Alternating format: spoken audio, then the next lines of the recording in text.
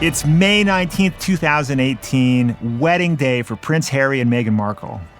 A stately procession of vintage limousines makes its way to the grounds of Windsor Castle, 20 miles west of London.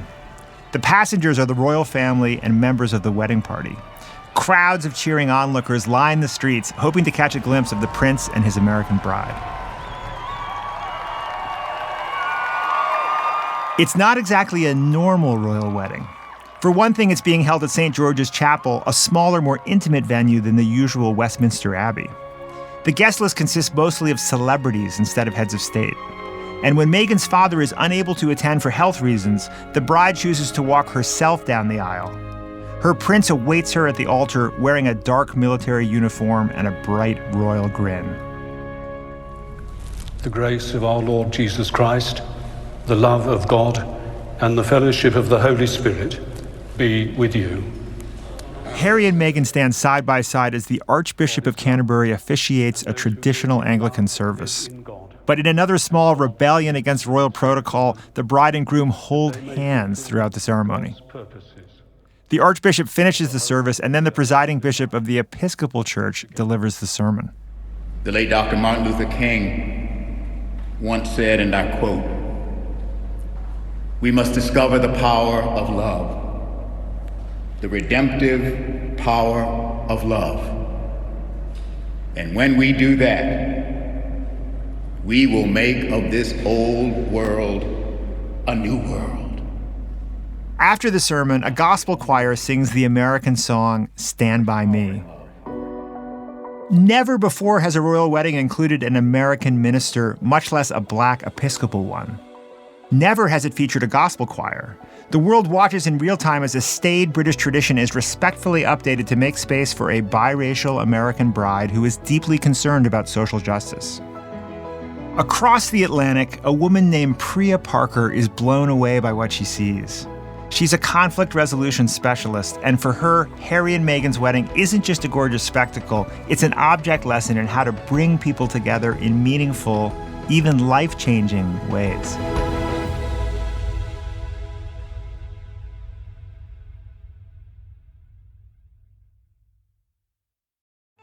The Anxious Achiever is the podcast about your mental health and your work, where leaders from top companies, entrepreneurs, athletes, celebrities, and leading experts share how they've managed through anxiety, depression, and other mental health challenges, and how they've become better leaders in the process. You'll laugh, you'll cry, you'll feel seen, and you'll learn great tools and skills. And I guarantee you're gonna look at leadership in a new way. Come find out why we won the Mental Health America 2023 Media Award. Get The Anxious Achiever wherever you find your podcasts.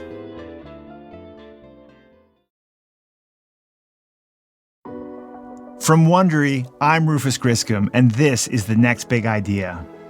I founded the Next Big Idea Club, along with Malcolm Gladwell, Susan Cain, Daniel Pink, and Adam Grant, to help connect readers to some of the biggest ideas shaping our culture and our future. Each week on the podcast, we bring you one of those ideas with the power to change the way you see the world. This week, how to make any gathering meaningful.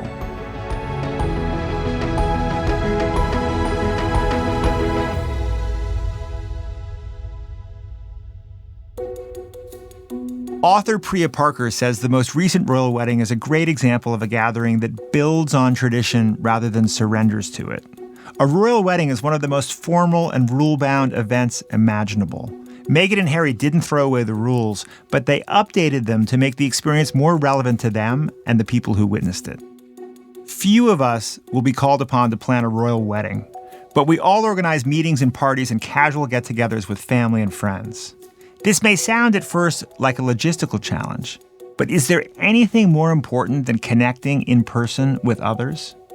In her book, The Art of Gathering, Parker says we have the power to make these encounters much more meaningful, even transformative for ourselves and for our guests.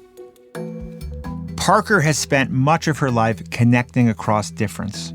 After her parents divorced when she was 13, she found herself shuttling back and forth between the worlds of her white evangelical American father and her liberal atheist Indian-born mother.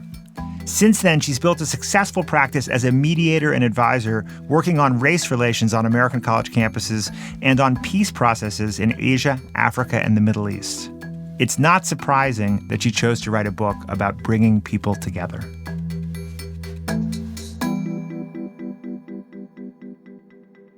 Priya Parker, thank you so much for coming on the Next Big Idea podcast.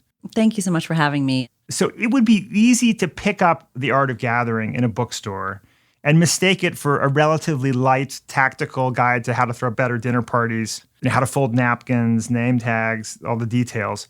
But this book is so much more than that. It really is a big idea book. Why does how we gather matter so much? I define gatherings as any time 3 or more people come together for a purpose. And we are gathering all of the time. We spend our mornings gathering, we spend our days gathering, we spend our evenings gathering, work meetings, schools, town halls, birthday parties, family reunions, board meetings, all hands on deck meetings. We are with other people, for many of us, more than we're not. And part of what I'm arguing here is that for decades, we have been told to focus on the wrong things to make gatherings meaningful, transformational, memorable. The majority of wisdom about gatherings goes on bookshelves that are written by experts about stuff or things. So like cookbooks, to be a great gatherer, you need to be a great chef. That's not true. To be a great gatherer, you need to know about lighting. That's not true. Florists, etiquette experts. And I'm a conflict resolution facilitator. My core training is how do you get a group of people to meaningfully connect across difference? And how do you do it quickly? And how do you create meaningful experiences for people that change either themselves, their perceptions of each other, or their perceptions of what's possible in the world?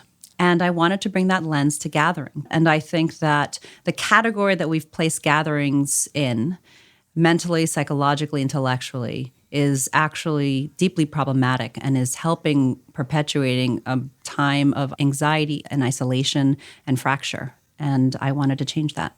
I think we all have experience with boring gatherings, right? With the school functions that you kind of force yourself to go to, cocktail parties with sort of endless small talk that you suffer through. And we also have experiences with extraordinary, life-changing, transformational gatherings. Unfortunately, I think most of our experiences are in the former category.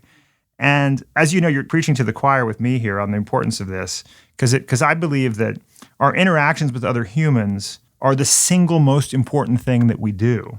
So thinking more deeply about how to architect those interactions could not be more important. We tend to gather on autopilot.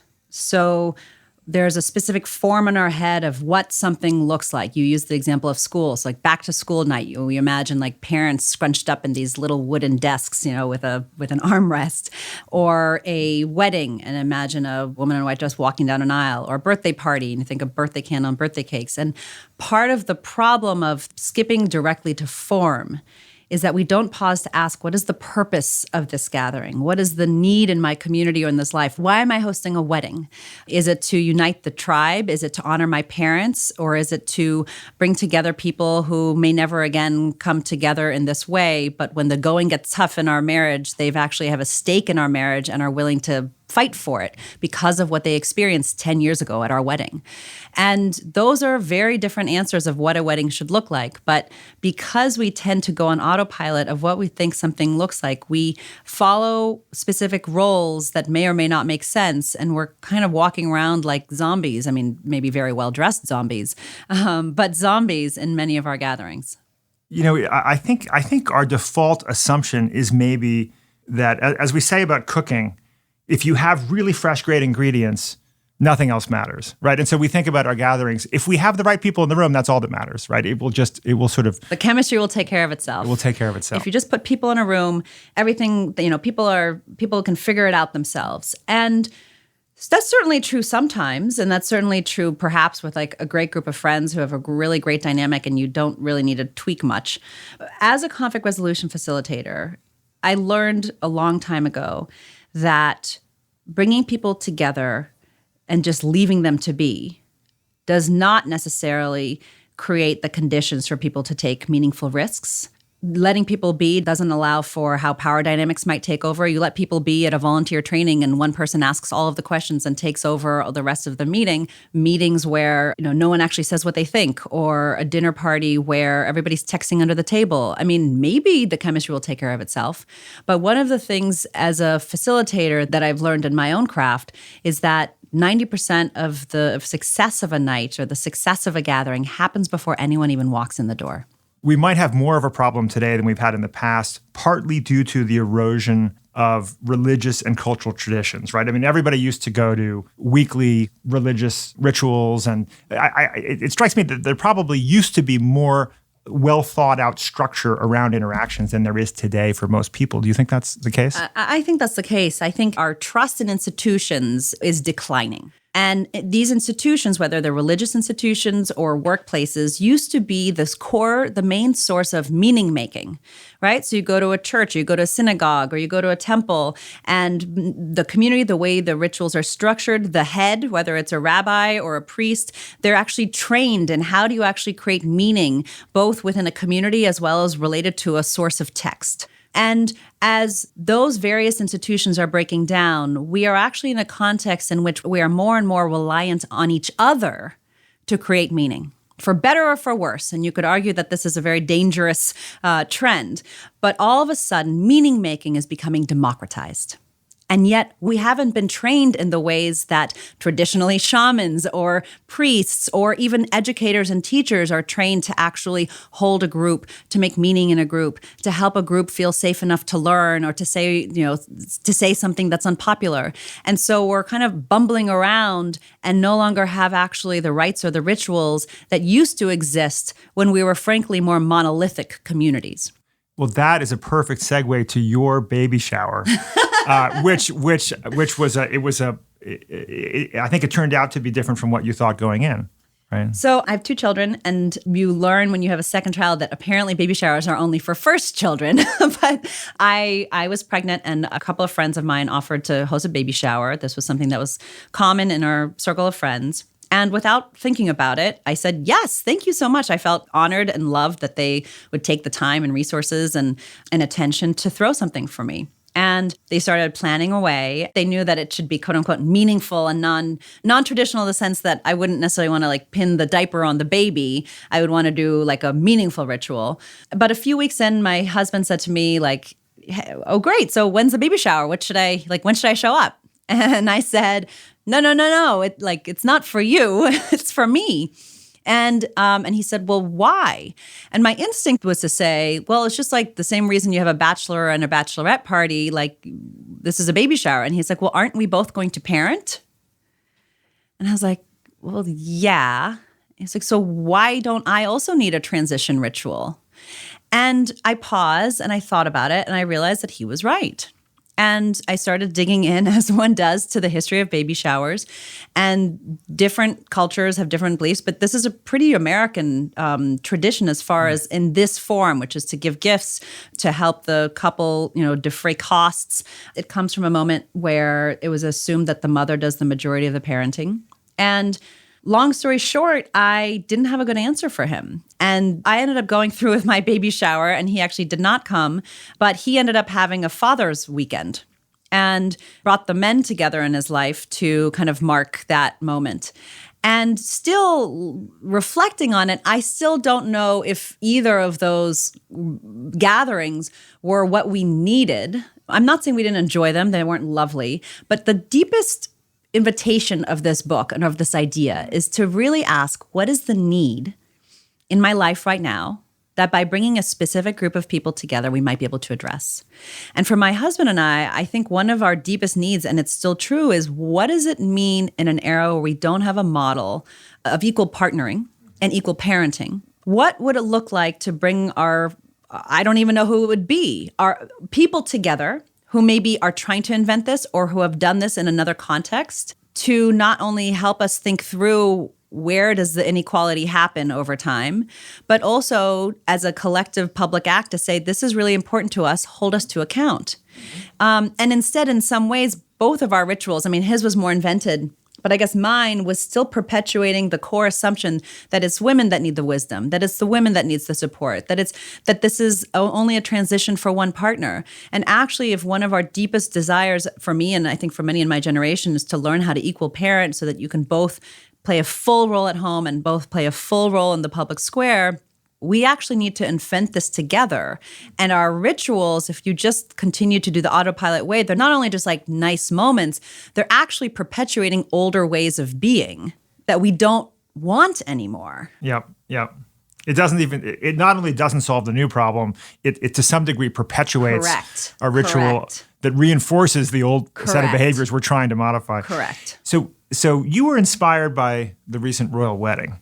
Do you want to talk a little bit about that? I think 1 billion people around the world, or whatever the numbers were, tuned in to watch the royal wedding. And I was really moved. And the reason I was moved is because here we all were watching this gathering, this ritual that has been publicly witnessed for, centuries. Which means a couple of things. One, it's a ritual that not only the people involved, but the people witnessing all feel an emotional attachment to. And when people feel an emotional attachment to a ritual, it's hard to change it. And as I was watching the different parts of the wedding unfold, and particularly the ritual, I was particularly her coming in, Meghan Markle coming in into the church, and then the sequence of the decisions they made of who participated in which form. I was really moved that and I don't know who made the decisions, behind the choices, but what at least the couple did was they had to ask this question that we all have to ask, which is, what do we keep and what needs to go? In this case, he's not marrying a British woman. He's not marrying an English woman. He's marrying somebody who's of mixed race. He's marrying somebody who is not from royalty. There's so many ways that he is splitting from tradition. How do you create a ritual in which what you're actually doing is creating a relative equality, that there's space for both of us in this thing? And what did they do? They invited a Black minister. They had a gospel choir. I mean, this is pretty radical stuff in the context of a royal wedding. Sure. The transgressive acts were not limited to her dress or her headpiece. Yeah. There was actual change within the sequence of a ritual while still preserving a certain element of ritual so that those who have a specific idea of what a royal wedding is could still recognize it. And that is a difficult dance. And so I was very moved by what the royal family invented and created to both honor tradition, but also make space for someone who is different from them. So Meghan and Harry pulled it off. But creating a thoughtful and relevant gathering can be tricky. Whether you're hosting a wedding or a board meeting or a holiday meal, you have some decisions to make. How much change can I get away with? What am I trying to achieve? Priya Parker has been there, and she has some tips.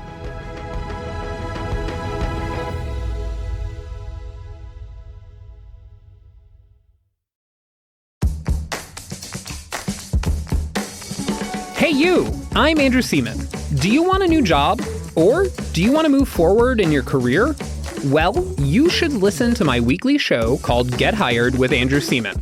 We talk about it all, and it's waiting for you, yes you, wherever you get your podcasts.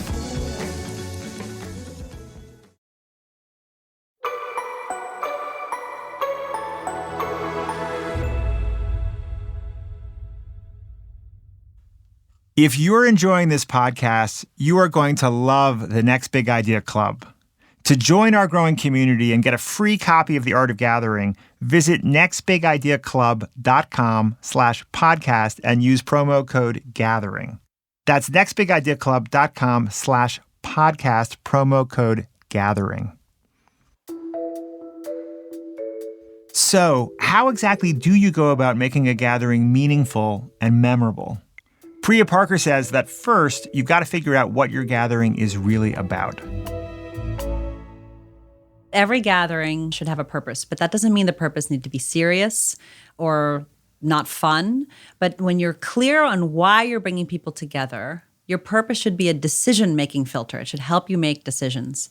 Like, where should we host this thing? Who should be invited? How should we spend our time? How should we open? How should we close? And the gathering is helpful when it's specific and disputable. But all of those things without a purpose are just design. And this notion that it should be disputable, Which, by the way, I think my 14-year-old son would totally approve of the idea that he feels that which is disputable is better. It almost suggests to me that when we're taking some kind of risk in the structuring and in the design of a gathering, we're more likely to have revelatory or powerful experiences. By disputable, I simply mean not everybody agrees with it. Yeah. So it's a simple idea. I know of an executive director who is responsible for thinking about how she runs her board meetings every quarter. And she read this book and she wrote me and she said, I realized that my board meetings were dog and pony shows, that we were basically trying to figure out how to present like all that was well in the organization. And it was kind of not fun. I don't think the board members were particularly engaged. And I paused and I thought, what is the need? What is the purpose of these board meetings? And she thought, and she said, well, what if I actually let this board help me with the thorniest issues in our organization?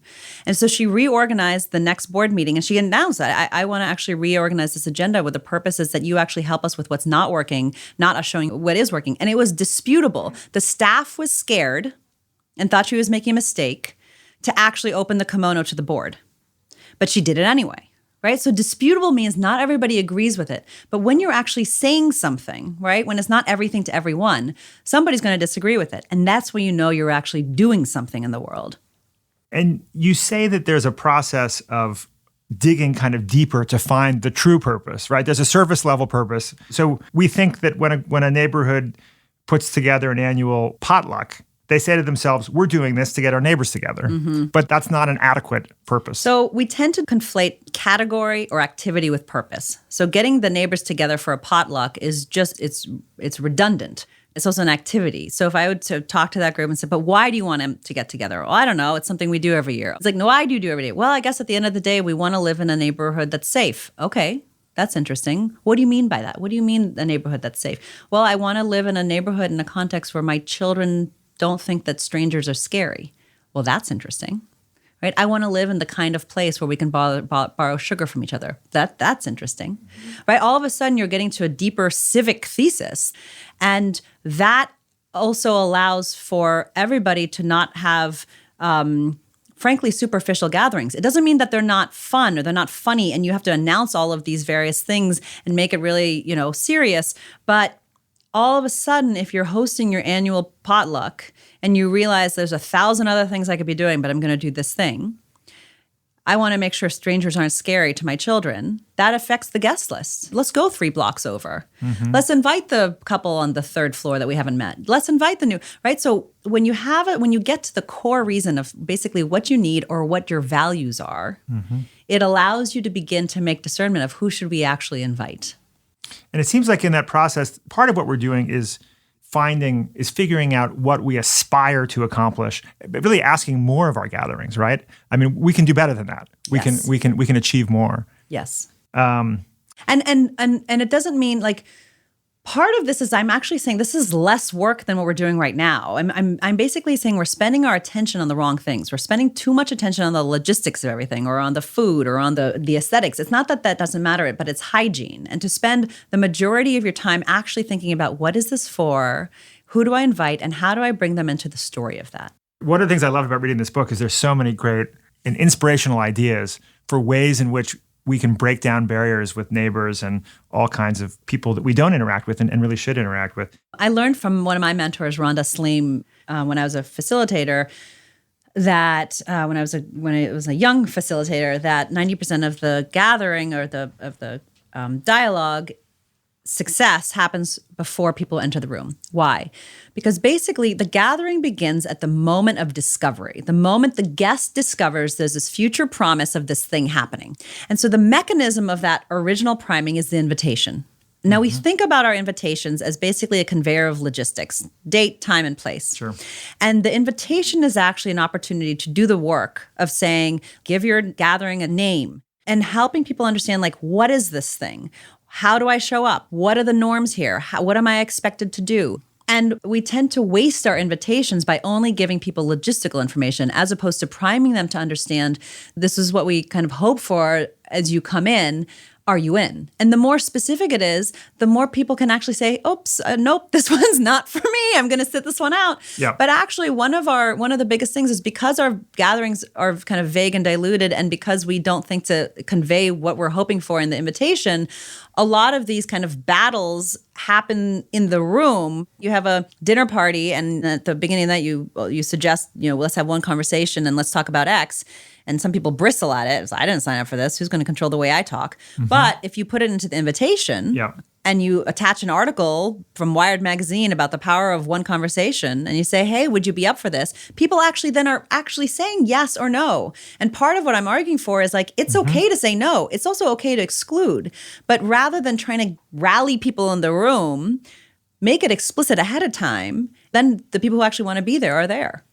And this gets to the importance of owning your job as a host. Yes. And since I have behaved differently as a host since reading about this in your book, and your wonderful rant on the subject of being chill and how too many of us have this idea in our heads that we should be a chill, relaxed host. So chill is I don't even know where it came from, but it's this kind of idea that to be cool, you need to look like you don't care. But the thing is if you're gathering, you care. And gathering is an act of care. And so by bringing people along and then not actually orienting them to each other, not actually orienting them to the meaning there, you're actually leaving them out to dry. And so what I suggest instead is practicing what I like to call generous authority, which is first knowing the purpose of this gathering and communicating it to your guests so that they know that they're actually they want to do this, they're saying yes to it. And then when they come into the room, you're connecting them to the purpose and to each other, you're protecting them kind of from each other and from bad behavior, and you're temporarily equalizing them. And most of our gatherings, particularly social ones, are under-hosted. Yeah. And what I'm talking about is helping people when they walk into a room, whether it's a conference or whether it's a board meeting, is to actually realize that they're looking around wondering, how should I behave here? What are the norms here? What can I talk about? Can I be funny or serious? Can I show my tattoos? Can I hide my tattoos? Should I get a tattoo? And part of your role as a host is to close that aperture of meaning making and actually orient them so that they're comfortable. And at some level, like I said this earlier, this is a book about group dynamics, and groups are really powerful when they can kind of get to work. And what I mean by that is not just get to work on like a plan or building a product, but like get to work. And the work meaning a sacred act of figuring out how we can create something between the 6 or 8 or 12 of us for a specific moment of time quickly. And when you don't do the work for the group to orient them to each other and to the purpose, groups waste a lot of time trying to figure out how to be. And so a powerful and a generous host does the work ahead of time. It's like saving people the throat clearing time so that they can kind of get to work. And I love this insight that there's no such thing as a power-free environment, right? That part of the sort of fantasy of the chill host is that, it's just going to be this kind of loosey-goosey, spontaneous dynamic where everybody can do what they want. But in fact, when we abdicate the power vested in us as hosts, what you're actually doing is surrendering power to your drunk uncle or whoever the loudest person is in the room. Your drunkle. So one of the fathers of organizational design is a guy named Ed Schein. And he studied these, what they were called T groups in the 1970s. And he would look at basically how a group, and people like submitted themselves to this, full consent. And a group would come together and these researchers would watch, like there's no facilitator, there's no rules, that the group just had to figure out each other and what they were going to do over the course of 7 days. And as they watched these groups unfold, he has this core thesis, which is every group, before it can kind of work together, has to figure out its relationship within the group to two things, to authority and to intimacy. And unless authority, where does power lie and for what? And is it legitimate? How do we make decisions? And intimacy, how much am I going to show of myself? Am I safe? Can I be vulnerable? And until a group understands, and they're not making it good or bad, you can have high levels of authority and high levels of intimacy. You can have low levels of authority and low levels of, you can have all combinations. But until a group figures out its relationship to those two elements, it is in disequilibrium. And so part of the role of a host, and particularly in terms of power, don't think about power as like, the way I think about power in a role of a group as a facilitator is power is decision making. And so in any type of group, the role and the discernment of a host is to understand what decisions should you make ahead of time for the good of the group so it can do its work. Mm-hmm.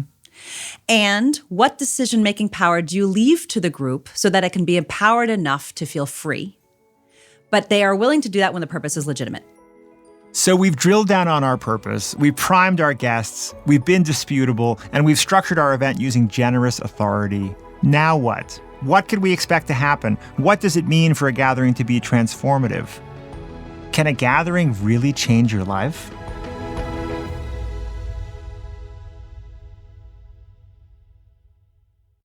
Hey folks, Rufus here. If you're a fan of our interviews with physicians, scientists, or entrepreneurs, then I have the perfect podcast recommendation for you, Raising Health. Previously called BioEats World, Raising Health comes from leading venture capital firm Andreessen Horowitz, A16Z.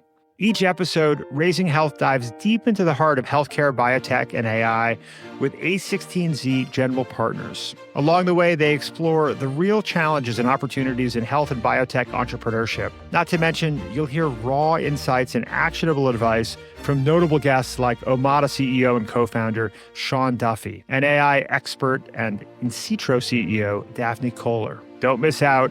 Follow Raising Health wherever you get your podcasts.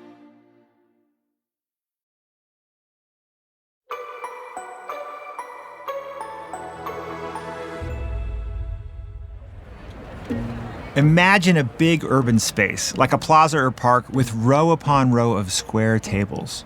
Draped over each one is a pressed white tablecloth. They're set with white china, white flowers, white candles, plus food, champagne, and wine. Thousands of people dressed all in white take their places. A leader gives a visual cue. They wave their white napkins and begin to eat.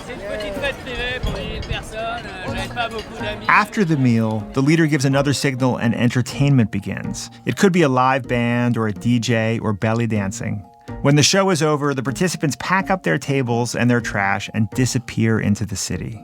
The experience is called Dîner en Blanc, or Dinner in White, and Priya Parker writes about it in her book, The Art of Gathering.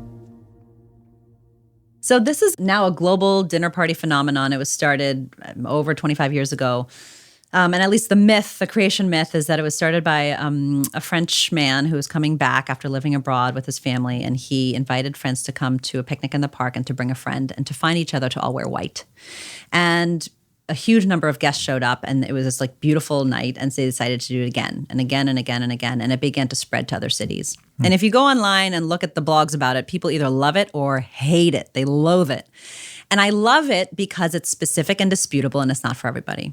And when you watch, testimonials, and I went to one in New York, people who go are deeply, deeply, deeply moved by this evening. And they love it. And part of the reason they love it is because there's a set of rules that make you suffer a little bit, right? You kind of earn the moment of discovery is like, it takes time to figure out how you're going to table. It takes time to apparently find white shoes in Japan.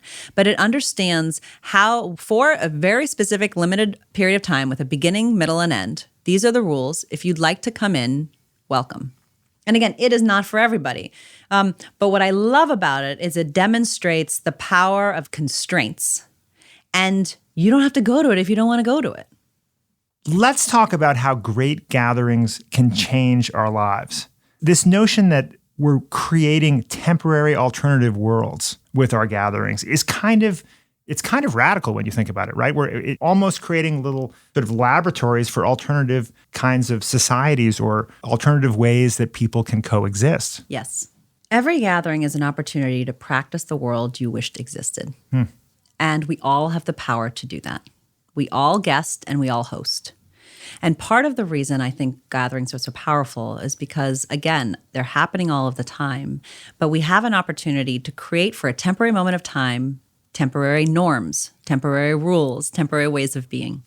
I'll give an example from my own life. When I was around 11 years old, I got my period and came home, and I didn't know if there's something to hide or be ashamed of, to tell my parents or to not. I told my mother. She picked me up in the air. She threw me around. She hooted and hollered all over the house, full of joy. And so the first signal I got as a young woman is like, okay, this isn't something to be ashamed of. This is something to celebrate. Amazing. Yeah. Then she was like, I'm going to throw you a period party. And I was like, what's a period party? And my mother's a cultural anthropologist, so she also just like makes things up. And she said, I'm going to invite all of my friends. Again, she had a specific disputable purpose. I mean, she didn't use this language, but all of my friends, not your friends. So these are people, these are women. These are not these are not young girls, to welcoming you into being a woman. And each of them were asked to bring a gift that represented to them the most beautiful part of being a woman. And in that moment, she created a temporary alternative world where I had 2 hours of a deep memory that people were paying attention to me, celebrating that it was something beautiful and proud and almost secretive, a secret power at some level to be a woman. And then I went, as so many of us do, out into the world and into college and heard a lot of messages that were very different from that. And this is what it means to create a gathering that has effects long after the actual gathering. I have this memory in my mind of another way of being and another set of people that were saying, don't listen to this. Don't listen to what they're saying. They just don't know yet. And so part of the power of gatherings is it's not just what you experience in the moment, but we're creating also collective memories of other ways of being as we walk through other worlds. You tell the story in the book of how you chose spontaneously to tell the story of this period party that your mother threw for you. And it was a risk for you in the moment because you were creating a new kind of structure for a dinner party. And that was, I think, a key pivotal moment, I think. I was hosting a dinner on the eve of a World Economic Forum gathering. And a colleague of mine and I realized that if you want to have vulnerability and meaningful conversation, you need a design for it. So along with my husband, we kind of came up with a set of rules and announced them that night. And these were the rules. This is what we invite you to do. We invite you to think about a story or an experience in your life that no one in the room has ever heard and what it's taught you about a good life. We're not interested in how great you are or your resume or your bio. You wouldn't be here if we weren't moved or intrigued by, how you've spent your life or the decisions you've made. We're actually really interested in exploring the rooms that you've been in and what it's taught you about this theme. And the only other rule is that the last person has to sing their toast. So that kind of speeds the night along. And basically, this was a way to have meaningful conversation in a group. And one of the things that I've found again and again, and this is from my dialogue days, is that people's stories and experiences are much more interesting than their opinions. And yet, when we get into group conversations, we tend to think we should just default to discuss our opinions. And for most people, unless you're David Foster Wallace, or your opinions aren't that interesting, but everybody's experiences are.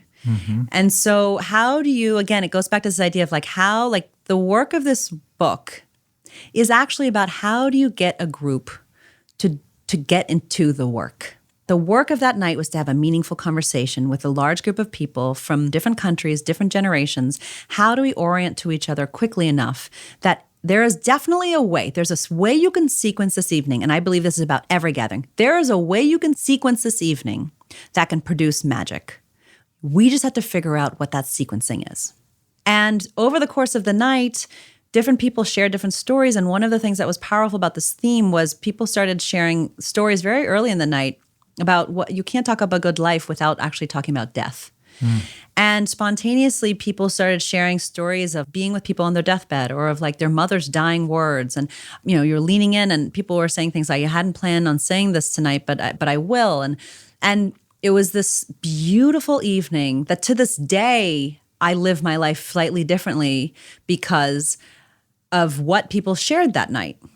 And part of what a good host is this understanding what is the purpose of the night and what is the work of the group, and how do I create a context and maybe some pop-up rules to help the group do that work. So we're living in a time of kind of intense political polarization. And we talked about how there's almost a utopian potential of individual gatherings to test new ways of interacting together. Have you applied your expertise to thinking about how we can heal some of the divides and get people in rooms together in contexts that would cause them to have more productive conversations? I mean, I think this is the question of our time. How do we my husband has this phrase, how do we fall back in love with each other as a society? And I think there's a couple of ways in. One is to not make it about the politics, but to find another way, a common interest in which you build relationships with people who are different from you because you all love duck hunting or you all love bowling. So that's the go with an activity that isn't actually pressing on this really triggering node. The other option is to bring together people who do vary across political differences. And to me, one of the most interesting places for this is frankly the Thanksgiving dinner table. I actually think that we do know one another. I think most families within an extended family somehow have somebody who, thinks differently or votes differently. Again, it's we're already doing this anyway, right? We're already gathering anyway. What does it mean to meaningfully spend time with our family members who might think or vote differently from each other in a way that one still feels respected? And to me, it's something that I struggle with. And to me, that's one of the richest fodders to figure out, how do you have meaningful Thanksgiving dinner?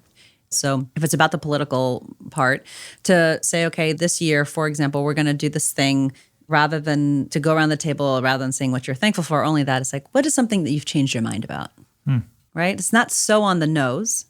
How do we have meaningful conversation? But how does it not be just, again, don't value opinions over experiences. You say we should not be afraid of talking about sex, politics, and religion. We know that you're in favor of talking about politics at the Thanksgiving dinner table. Would you say the same about sex and religion? What I mean by this is we have gatherings that are transformative have some level of risk. And the risk can be emotional, it can be psychological, it can be physical. But if you're only in equilibrium, you can have a nice time. And I'm not saying don't have nice gatherings, but I am interested in gatherings that move, that change in some way. And so sex, politics, and religion to me is a proxy for things that have burning relevance. And so whether it's sex or religion, I'd add money to that. These areas where all of us are trying to figure out how to live, how to make decisions, how to be in more integrity, how to fight with fairness, how to deal with a situation. And all I'm saying is sex, politics, and religion are a proxy for burning relevance.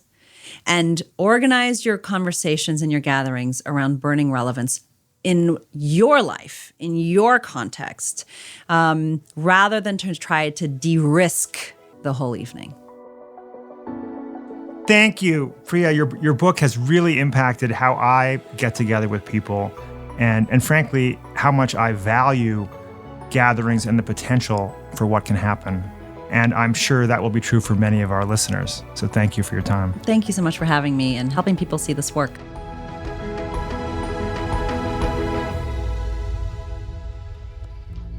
If you have thoughts about The Art of Gathering or any of the other books in our series, we'd love you to join the conversation with me, Priya Parker, and other authors on this show at nextbigideaclub.com/podcasts. And remember, if you join now, you can get a free copy of The Art of Gathering with the promo code GATHERING. That's nextbigideaclub.com/podcast, promo code GATHERING. If you like the podcast, please give us a 5-star review and tell your friends to subscribe. We're available on Apple Podcasts, Spotify, NPR One, and every major listening app, as well as at Wondery.com. Want to listen to The Next Big Idea ad-free and early? Head over to Wondery.com/plus. That's PLUS. Special thanks today to Priya Parker. Her book, The Art of Gathering, is available everywhere books are sold. This episode of The Next Big Idea was written by Sarah Singer-Schiff. Sound design was by Aaron May. Caleb Bissinger is our associate producer. Our series producers are Emma Cortland and Michael Kovnat. Our senior producer is Jonathan Miller.